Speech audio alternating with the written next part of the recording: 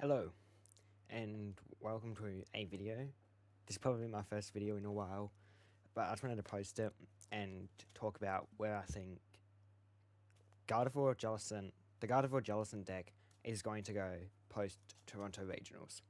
So, as we know, Gardevoir Jellicent just won Toronto Regionals, beating Raging Bolt in the finals. Giovanni Sasso played this list with the 2-1-2 Gardevoir line, the one Watchtower, so 3 stadium cards, 2-1-2 Gardevoir line. He had the Devo over the Energize, which we saw Rune and Henry Chow popularize before Christmas. And he also only went down to 1 counter catcher. There's multiple things. Okay, right. And we also saw 4 Dragapult Dusknoirs in top cut. So there was 2 Gardevoir Jellicents. Brent Tonneson was on a bit of a different list with a 3-1-2 Gardevoir line.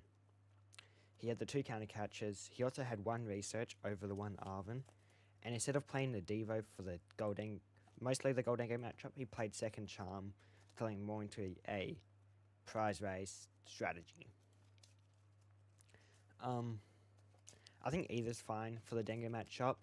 We didn't see Dengo do too good at this regionals, with the highest placing one 8th, and then after that it was like way down here in 58th.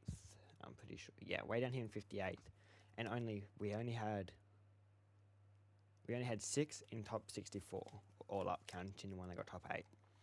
It had a very low conversion rate as well, which I think it had a 16% conversion rate.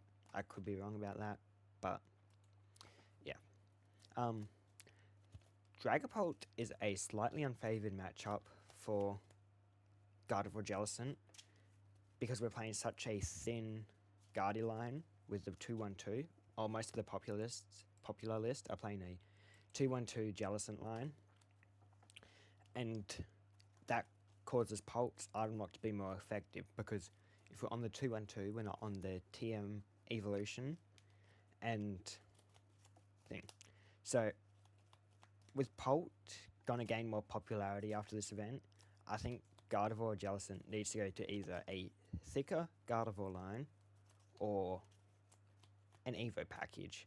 We saw some players like Brent Tonneson in the Stuttgart regional.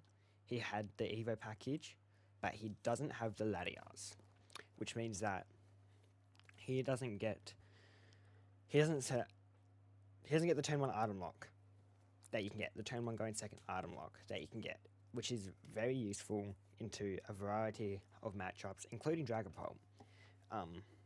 Turn 1 item lock into Dragapult feels really good a lot of the time, and just you have 2 outs to Evo, which is, well, 3 if you draw into the Evo.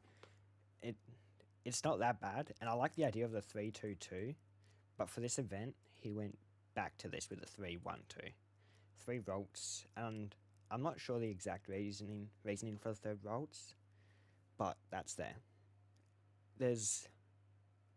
We've come up with a list with a 3-2-2 Gardevoir line, but still keeping the Latias for those matchups where you want to be able to get that turn 1 item lock, turn 1 going second item lock. Obviously with the 3-2-2, you should draw into these more often against the Dragapult. We aren't currently on the Evo package, like the Technical Machine Evolution, but that is something I will be testing over the next week, is whether or not we get enough value from the 2nd Curlier and 3rd Rolts to not need the Technical Machine Evolution, or whether we should be putting the Technical Machine Evolution in there along with the 3-2-2 line of Gardevoir. 3-2-2 Gardevoir line.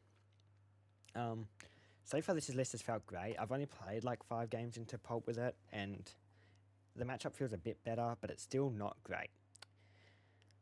But I want to do a lot more testing, and if you want to see a lot of these games, I will be putting a lot of these games on my metafy plus a better, more in-depth guide on why you should include each tech card going into the other regionals that are coming up over the next few weeks of where's Limitless?